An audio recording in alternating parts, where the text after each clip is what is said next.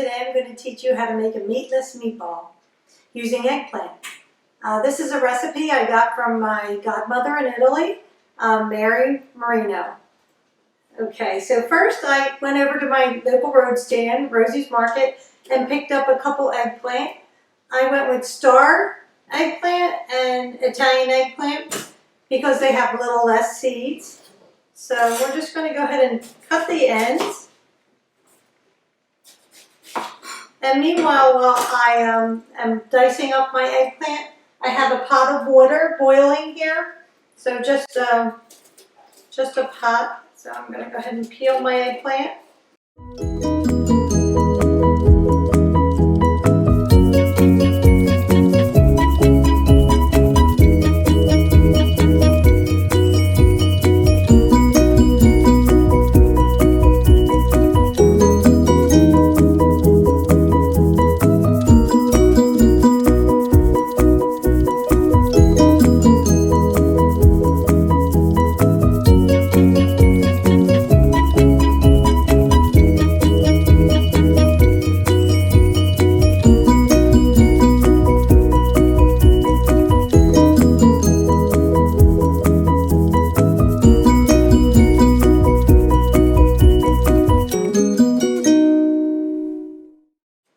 We got our 3 eggplants.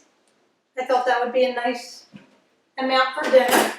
And we're just going to go ahead and dice them up.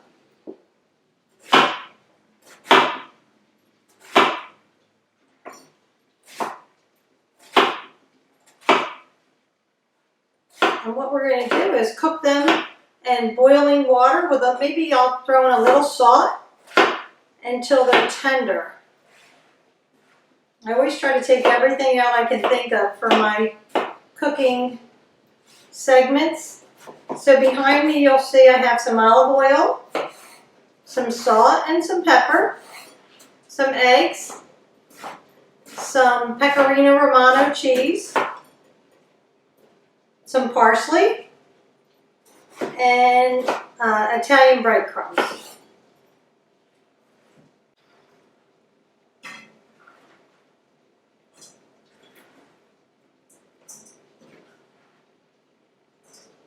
So we got our water boiling on high. Go ahead, add a little salt. And then I'm going to put my eggplant in.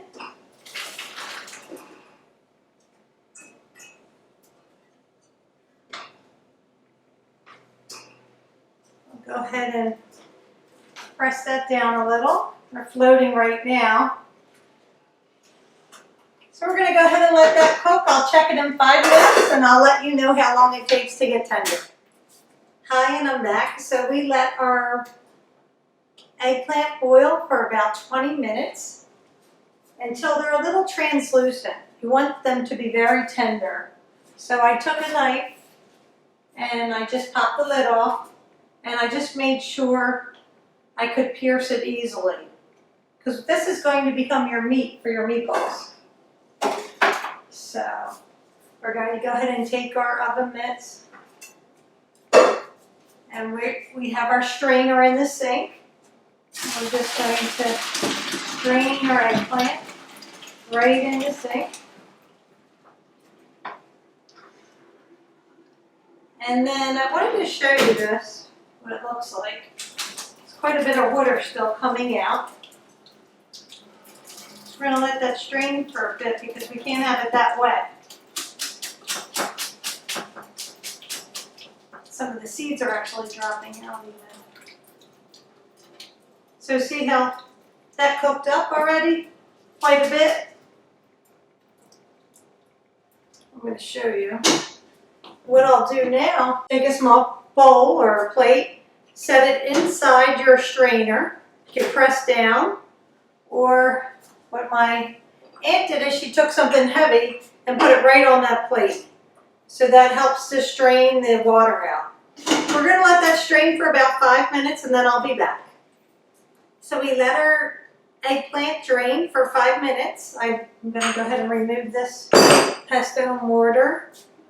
And it's kind of stuck on here, this plate.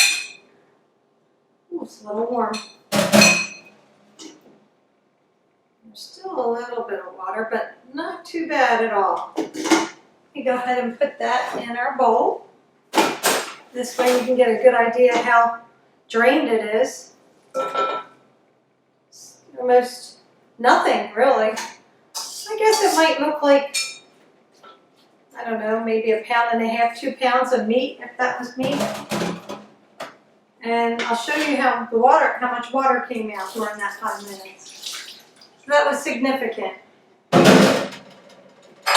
So we'll take our meat tenderizer, or if you have a food processor, you can go ahead and food process it. But I'm just going to go ahead and smash this up. All right, so let's go ahead and add some breadcrumbs.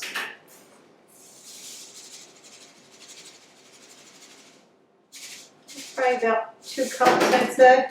Let's add some pecorino romano. Just gonna crumble it as it goes in. Let's add some salt.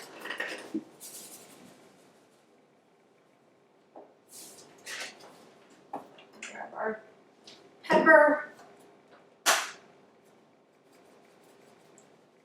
And I wish I could give you a recipe, but you'll see this is just how you do it when you ask your aunts for recipes.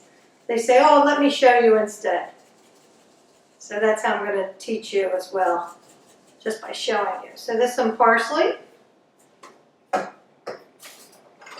And I have some garlic prepared. I was going to put 3 cloves. We'll see how it looks. Since I had 3 eggplants, but 2 might be enough here. 2 might be enough. And let's see how that's looking.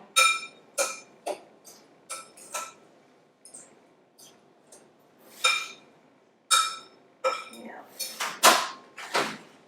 Well, we know we need at least 1 egg, but probably 2 to hold it together. We don't want it to fall apart on us. And so we'll put that off to the side. So we have all our ingredients. We might need to add some more breadcrumbs and cheese depending on how soft it is. So clean hands. Again, don't quick rinse. Dry them off. And I'm going to start with a spoon actually, just to see how that looks. And my eggplant's still warm, so I don't really want to put my hands in there right now.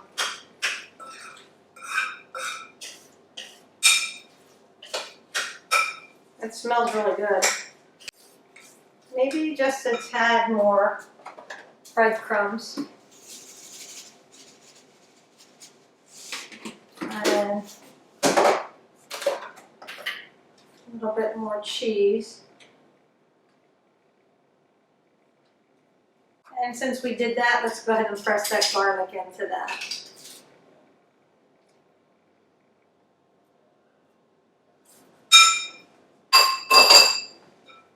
Stir that up.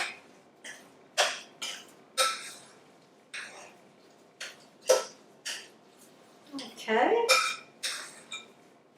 It's looking very nice. I'll show you again. It smells really delicious already. And now I'm going to go ahead and put my cast iron pan on. I could have done this before to preheat, but it does heat up pretty quickly. And I'm just pouring some olive oil into the base of my pan. Make sure it's coated nice. I have a little spatula. And for these, you know how meatballs are usually round? These are not so much round. These are a little more, well, I'll show you. They're a little flattened. And we can really do it with a spoon. Well, they're not as hot now. But kind of like this. Kind of more flat. And we can get a plate and start prepping it so that way we're ready to go when the pan's hot. And when you make regular meatballs, you can do this as well. These These are delicious to freeze too. Just like a regular meatball, after you've cooked them, you can freeze them. Let's see how this pan is going. Okay, yeah, we can go ahead and start placing our eggplant on top.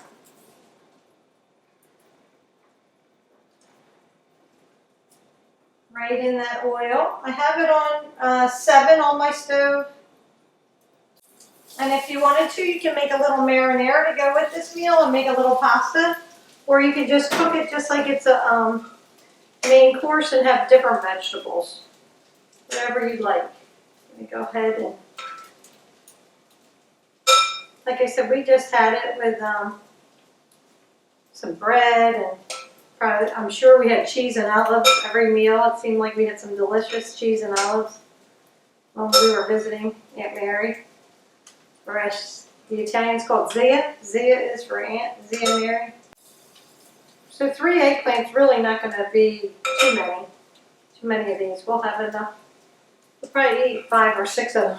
They're so good. Okay. Almost has the smell of an artichoke with that cheese and breadcrumbs with it. And just let that cook through on one side, and then once it's nice and toasty, we'll go ahead and flip it and cook the other side.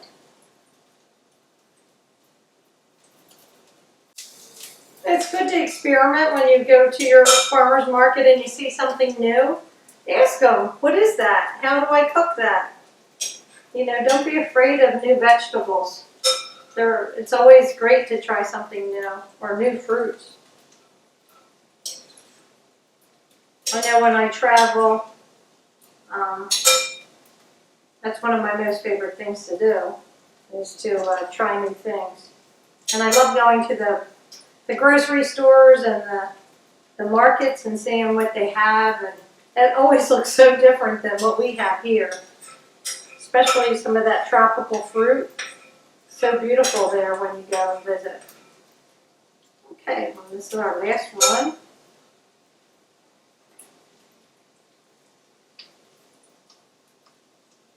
Let's take a look at our pan, see how that's going. Oh yeah, nice and crispy. So we'll go ahead and flip them. And you could pat them down a little if you want to make them a little toastier through.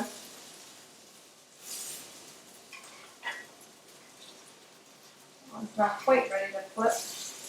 There we go. And we're going to go ahead and let those cook, and I'll pull them off and I'll show you what they look like. So I'm just frying up the last batch, and I wanted to show you what I do when I take it out of the frying pan. I line a plate with either paper towels or in this case napkins, because I'm out of paper towels. And I'm just going to go ahead and check to make sure they're ready. And they're nice and brown on both sides. Now I did end up making my meatless meatballs a little bit smaller than I originally showed you, because I think it cooked up a little better, smaller, and a little thinner. So I will show you the size. I probably took about 1/3 off than the original. I'm going to go ahead and shut my stove off. And I'll let them drain a little bit there. But as you can see here, I have a plate already made. And that is the finished product. And they are a delicious treat. You can have them for dinner, for lunch. The kids will probably just love to walk around and eat them as a snack even. I hope you enjoyed this session. And if you did, follow us on Facebook and like our page. And if you would like to, you can find other segments on our YouTube channel. We also are teaching cooking and freezing, so if you're interested in that, look for that. If you want us to teach you something special, just let us know. Thanks so much. Mangia Vidya.